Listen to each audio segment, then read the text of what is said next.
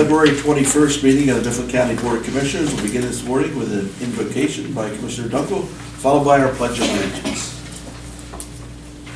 Let us pray and offer thanks for the blessings that God has given us.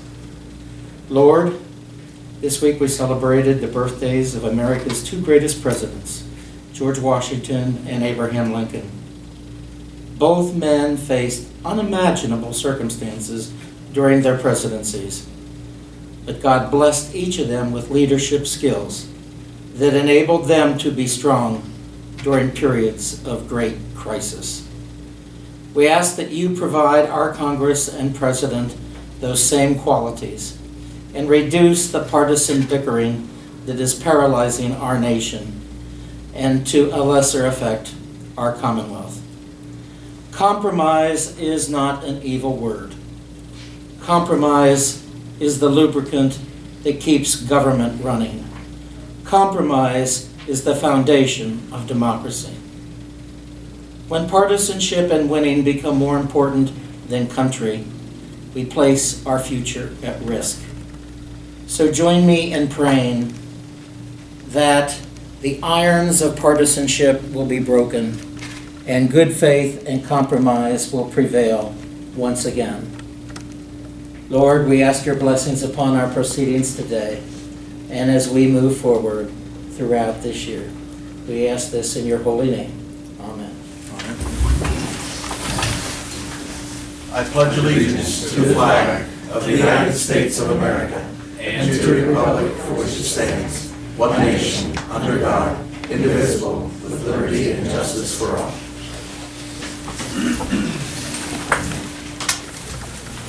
All right, first we'll do our approval of the minutes from the February 7th, 2019 meeting. Do I have a motion to approve? So moved. Second. Thank you. All those in favor, please say aye. Aye. Minutes are approved. Approval of the bills. Commissioner Postal. Okay, we'll start with accounts payable. Accounts payable total $491,003.99. Payroll account is $344,811.58. For the 911, it's $30,576.95. LEPC account has 7 checks, which total $1,422.89. CDBG account with 3 checks, $147,039.33. We have 2 checks in the CDBG home account totaling $36,465. And finally, in the Act 137 account, there are 2 checks totaling $3,118. I would make a motion to pay the bills. Thank you. Do I have a second? Second. Thank you. All those in favor, please say aye. Aye. Bills are approved. Treasurer's report. Treasurer Simmons. Under the beginning balance of $456,497.66, we have deposits of $579,181.76. We transferred $300,000 from capital reserve. We transferred $114.52 from LEPC. We had voided checks of $850. We agree with the reading of the bills by Commissioner Postal and leaving us an ending balance of $501,128.37. Our liquid fuels has $301,651.53. Our Act 89 has $264,640.06. Our 911 has $1,847,040.97. Our LEPC has $24,121.46. Our local use fund has $192,974.38. And our capital reserve has $1,823,931.41. Our certificate of deposit has $3,054,389.22, and it's all subject to audit. Thank you. Any questions for Deb? Motion to approve. So moved. Second. All those in favor, please say aye. Aye. Reports approved. Thank you, Deb. Meetings and events. Commissioner Dunkel. Okay, a number of things happening over the last couple of weeks. We met with an architect that has done a lot of work here in Mifflin County for the county to discuss some potential future projects that the county may undertake over the coming years. We had our JVBDS, that's Juniata Valley Behavioral Disabilities meeting in Huntington. We had our meeting on Operation Fairness. We had our department head meeting. I attended the soil conservation meeting. And a couple of days ago, we had a meeting with the director of our Human Services, who happens to be here today to discuss, in particular, block grant funding. Thank you. Mr. Post. I had a meeting with Lewistown Borough manager to discuss the blight program that we are participating in with the borough. As Commissioner Dunkel had said, JVBDS board meeting in Huntington County, Cedar Cog Natural Gas Executive Committee meeting. I attended the press conference with Governor Wolf and Secretary, Senator Corman and Representative Benninghoff to announce the next phase of the US 322 Missing Link project. Had a brief discussion with the governor on election equipment. I attended the election session that was presented by our Director of Elections and sponsored by the commissioners. Had a meeting with South Hills to discuss internships with the county. Again, Commissioner Dunkel reminded us that we had department head meetings and meetings with our architects. Had a CCAP conference call to discuss the governor's budget. The good news is it's basically a level budget. That's also the bad news. It's basically a level budget for the counties. It means that we won't be getting probably any more funds to meet the services that are mandated to us through the state. Also participated in a conference call with the National Association of Counties. There's a concern as we enter into 2020, which is a census year, that the rural areas are going to be undercounted. And when rural areas are undercounted, that the undercount really affects the such programs as the community development block grant programs and other funding from the federal government. So there is a concern. And you're going to be hearing more about that as we enter into the next in census year. Meeting with Human Services, discuss block grant, and finally the Youth Park Association meeting on Monday. All right, thank you. I had the JVBDS board meeting, the Regional Services Corporation Board, Regional Services Personnel Committee, the department head meeting to discuss Human Services block grant, Operation Fairness, and the meeting with the J-Way architect. That moves us to public comment. Commissioner Dunkel, do you have anything today? I do, but I'm going to wait until a little later, I think. Thank you. All right, anyone else have any public comment this morning? All right, new business, item A, request for exoneration of 2018 county portion per capita taxes. Burnham Borough Tax Collector Joe North has 43. Do I have a motion to approve? So moved. Second. All those in favor, please say aye. Aye. Motion is approved. Item B, professional services agreement with Eads Group, Lewistown for CDBG funded activities for 2019, 2020, 2021 in the borough of Lewistown. Mr. Letier. Good morning. This is an agreement that was prepared through a competitive process through request for qualifications process back in August of 18.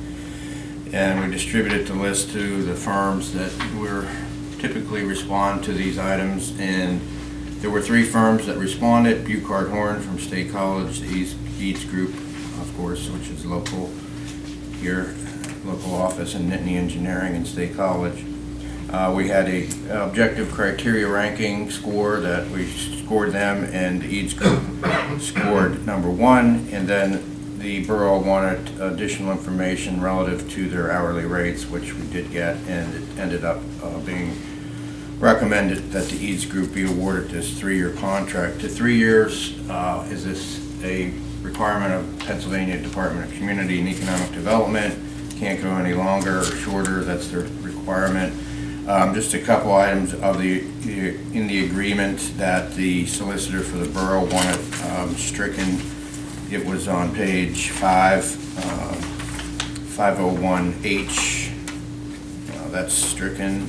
There are a couple other changes that we made, in particular relative to the payment procedures on the second page in 201A.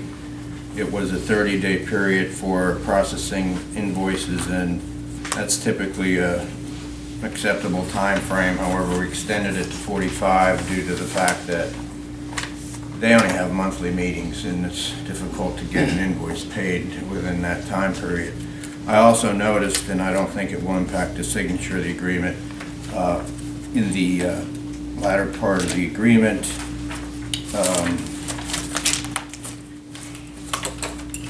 under the standard contract terms and conditions, item 10 will need to be changed, and I could get that changed.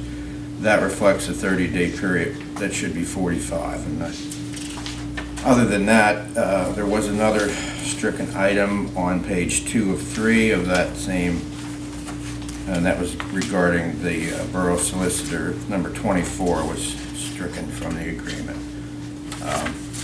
Other than that, there's nothing else about it. Jim, the borough is not a signatory to the agreement? Correct. They are not, because the county is the grant holder and the contract holder for the funds. But of course, we got their approval through Mr. Wallum and their solicitor. And we ran it by Mr. Smith as well. In the end, we gave them an honest impression about how they want this to be, because it's their product. But the way it's set up, we're the same. All right, any other questions for Jim? Motion to approve. So moved. Second. All those in favor, please say aye. Aye. Motion is approved. Item C, amendment to an existing agreement entered into on September 17, 2018 between the Derry Township Supervisors, Mifflin County Commissioners, Ducard Board for limited professional engineering services for the Hamilton Terrace, also known as Lewistown Heights Drainage and Paving Project in Derry Township. Jim? This is a project that is going to be funded with Derry Township CDBG funding, and we had an agreement in place that was entered into back in September of last year. And there's only minor amendments to this because of the fact that we ran into a couple delays regarding the project, and we requested additional time to expend the funds beyond a 3-year period. So we had to make some adjustments to the time periods in the agreement. In particular, on page 1 of 5, the items to be stricken or a strike through, and the items to be added are in yellow text.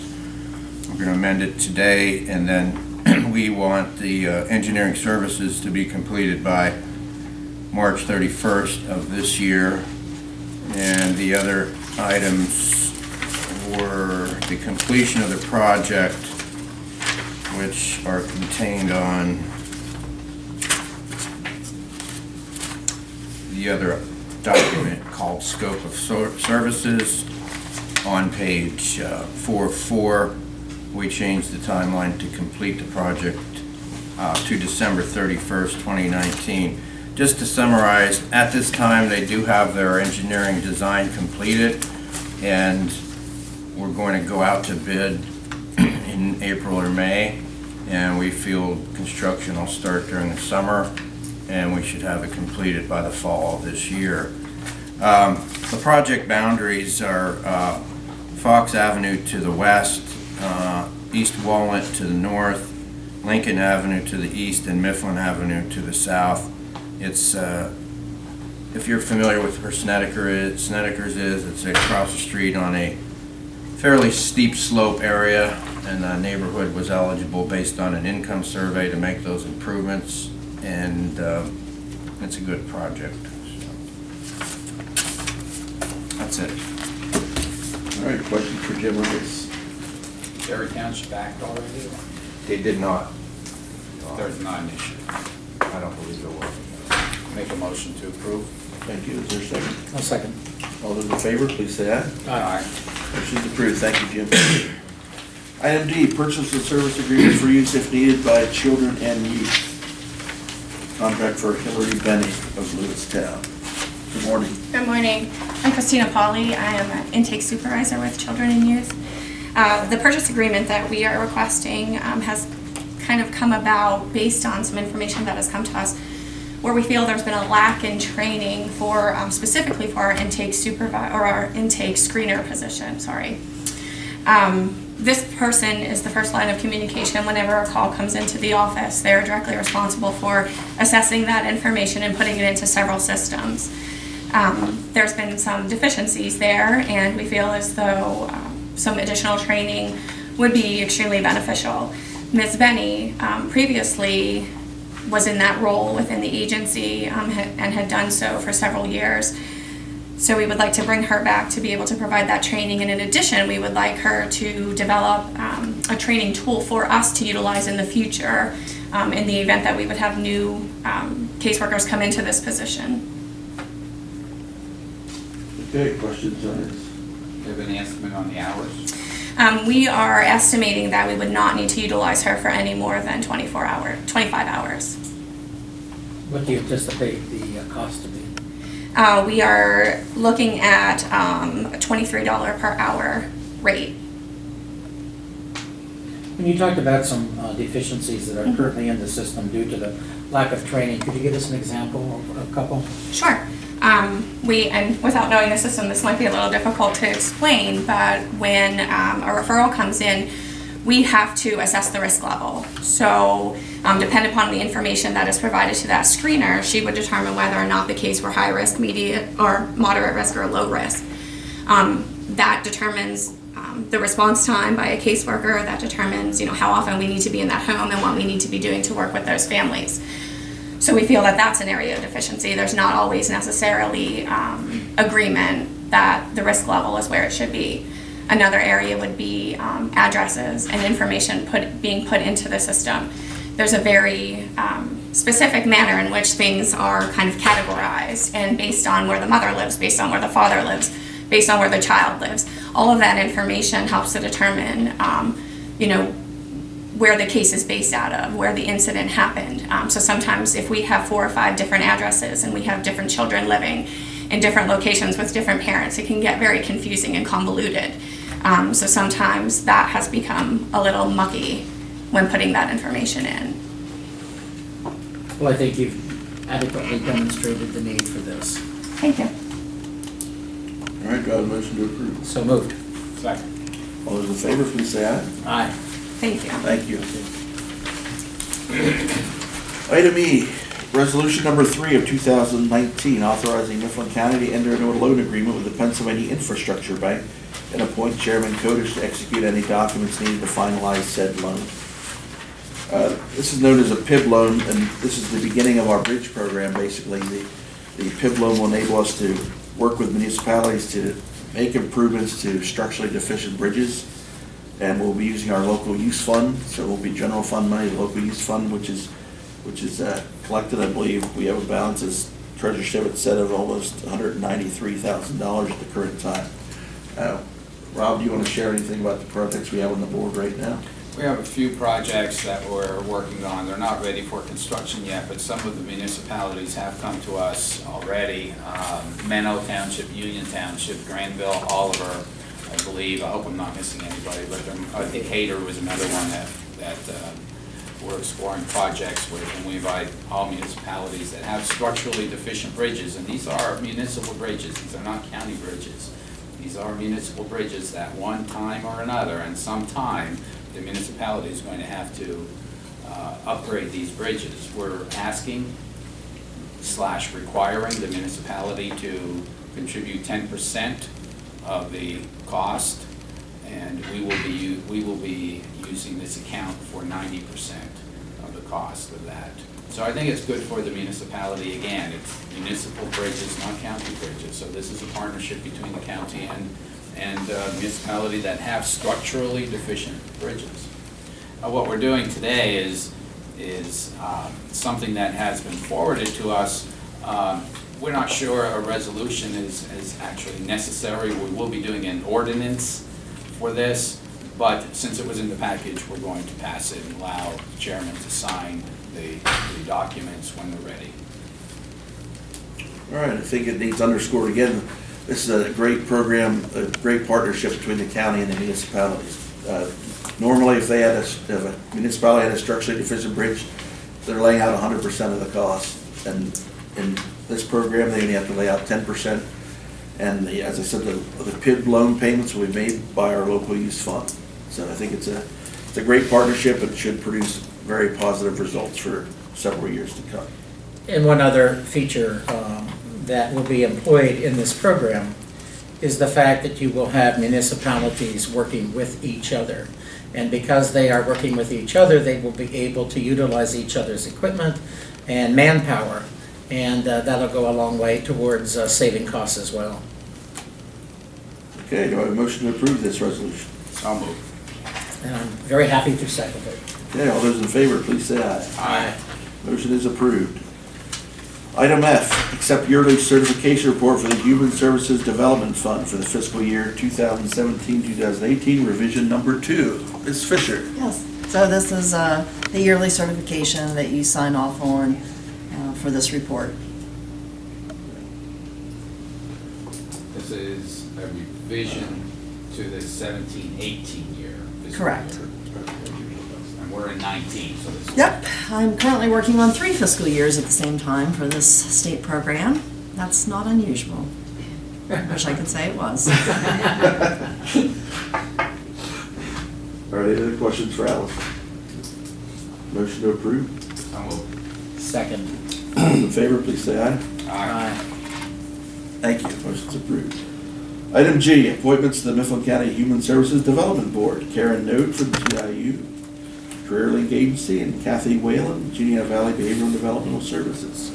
So our bylaws state that appointment to this board is by position. There are certain agencies and sectors that have to be represented on the board. And so we have the Career Link Agency is one that's represented, and Adele Craig is retiring. So she has nominated Karen Node, who is her successor, to fill that position. And then with JVBDS having a new director, that's another agency that has to be represented, and they have a new director there as well. So we need to fill those positions with those 2 folks. All right. Motion to approve. So moved. Second. All right, before we vote, I'd also like to note that I know all 3 of us express our gratitude and appreciation to Adele Craig. She's retiring from her position. She's provided the area with many, many years of outstanding service, and she will be missed. All those in favor of the motion, please say aye. Aye. Okay, the motion is approved. All right, Commissioner Dunkel, you have any final comments? Yeah, I just want to offer a few more notations and comments on the process that the Mifflin County Library used in the closure of the branches. And while we must presume that individuals are innocent until proven guilty, and I'm referring specifically to Jesse Smollett in this case, I will tell you that unlike Jesse Smollett, where the details of the last several days do not bode well for him in terms of his truthfulness and accuracy, that the comments that I'm going to make about the process that the library used, I think are fairly concrete and unquestionable in terms of what was done and the lack of transparency employed by the Mifflin County Library when they did it. So I have several points here that I'm going to make. In future meetings I will elaborate on 1 or 2 of these points specifically. When the library made the decision to close libraries, they went and posted a notice on the doors of the library saying that this library is closed until further notice. That is not the way a quasi-governmental organization works. It was unfair to its partners. Who were the library partners? McVeytown Borough, Menno Township, Armaugh Township. It was also dishonest because they knew very well when they posted those notes on the doors that they had no intention of reopening those libraries through the Mifflin County library system. When Molly Kinney and the Mifflin County Library Board, and at the time the chairman was either Tom McNabb or Mrs. Snyder, they failed to notify the local municipal officials. They did not notify the mayor and borough council people in McVeytown. They did not notify the supervisors in the townships. And these municipalities partnered with the Mifflin County Library for a total of 138 years. 138 years, these three municipalities provided free office space or space for the library, paid all the utilities, provided all the maintenance, all the custodial services, as snow removal and insurance on the building. Milroy was a partner for 53 years, McVeytown 51 years, and Allensville 38 years. The respect that the Mifflin County Library showed these municipalities was inappropriate, and frankly, there was no respect. Because those municipalities provided tens of thousands of dollars of their own money to partner with the library. When you have an extensive partnership with somebody, whether it be an individual or an organization, over a lengthy period of time, it's not the way you do business. It's not what you do. The Mifflin County Library did not hold the closure vote in the communities where the branches were located. Why? Why could not have the library board gone to McVeytown to close that library? There were at least 6 or 7 public sites in McVeytown where they could have held the meeting, including the municipal building where the library was located. But they chose not to do so. They chose instead to hold that library board meeting in Belleville, which, by the way, is the first time the library board ever held a meeting in Belleville. And of course, the library board made the decision to close the Allensville and Milroy branches in Lewistown. Now, what's interesting about that is that they held the meeting on April the 3rd. April the 3rd. Just 12 days later, they had their regular library board meeting. What was so absolutely critical or important that they could not wait for 12 days and have that meeting in the evening when the library board always meets? If you go ask Molly Kinney to show you the dates and the times of their meetings, you will see that only one meeting out of dozens has been held in the early afternoon. That was a meeting to close Allensville and Milroy. And why was that meeting held early in the afternoon? Well, I suspect you should ask them, but I can tell you what the consequences were. The consequences were that children that used the library and working parents of those children could not attend, were not given an opportunity to say why that library in their community was important to them. That's outright disgusting. 12 days later, the library board was going to meet and did meet. They could not wait those 12 days. They had to have a special meeting in the early afternoon to close the library. I know for a fact that the library made arrangements to close post office boxes before the vote was ever taken in these municipalities. And how do I know that? I was a township supervisor. The library, I would oftentimes pick up the mail for the library and get it to the library because I was a township supervisor and the library was in the municipal building. Why would the library go close a post office box for the branch library before they voted to close the library in a public meeting? I can tell you that several municipalities made contributions annually to the library, in addition to all the in-kind services that I alluded to earlier. I think if you'll check with Molly now, she'll tell you they're no longer doing that. Would you do it if you were slapped in the face the way these municipalities have been? And finally, I have this comment to make. The previous Board of Commissioners cut library funding from $180,000 to $150,000 a year. The current board has funded the library at $170,000 a year. Now, if you add all the soft services that are supplied additionally, such as maintenance, repair, air conditioning, heating, utilities, and so forth and so on, that number really jumps to about $250,000. During budget discussions for the budget that we adopted for 2019, the library requested an increase of approximately $5,000 to $7,000. Three of us in that meeting discussed that amount.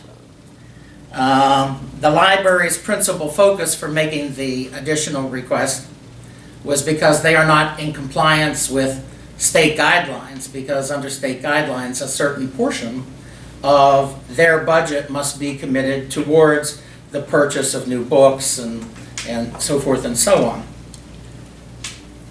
Well, I can tell you that of the 67 counties, I don't know that there's one single county that meets that criteria. And if one or two or three counties do meet that criteria, that is it, out of 67 counties.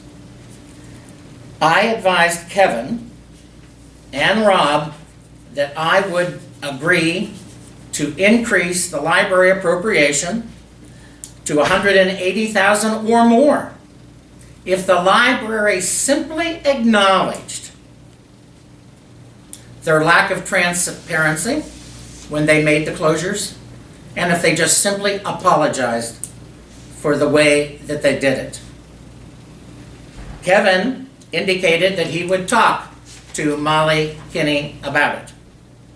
And interestingly enough, Kevin's sister sits on the library board, so you would hope that there might be some influence from that end as well. Kevin approached Molly Kinney about our willingness to provide a minimum of $10,000 additional funding, which was quite substantial and more than what they asked for, and Molly Kinney flatly refused, would not even consider offering an apology for all these things that I have just outlined in exchange for an additional substantial contribution from Mifflin County. Now, the Mifflin County Library, in the not too distant future, will be sending out a letter to its patrons asking them to make contributions to the library. You know, some people will give $10, some will give $20, $30, $50, some will give $100. And one has to say to themselves, why? Why should I give $10 or $20 of my money when the Mifflin County Library Board could have had $10,000 plus that would have been authorized in this year's budget by Commissioner Postal, Commissioner Kodish, and myself? What is so difficult about apologizing for something that you did that was not done properly? That's all I have ever asked for. That's all the municipalities that were involved want. Yet Molly Kinney and the Board of Directors for the Mifflin County Library say, we're not going to discuss it. We're moving on. We're moving on. That library board and the current library board need to man up. They need to fess up. They need to state unequivocally that the way they did things was wrong, so that all of us collectively can move on. Thank you. All right, that concludes our business today. We stand adjourned.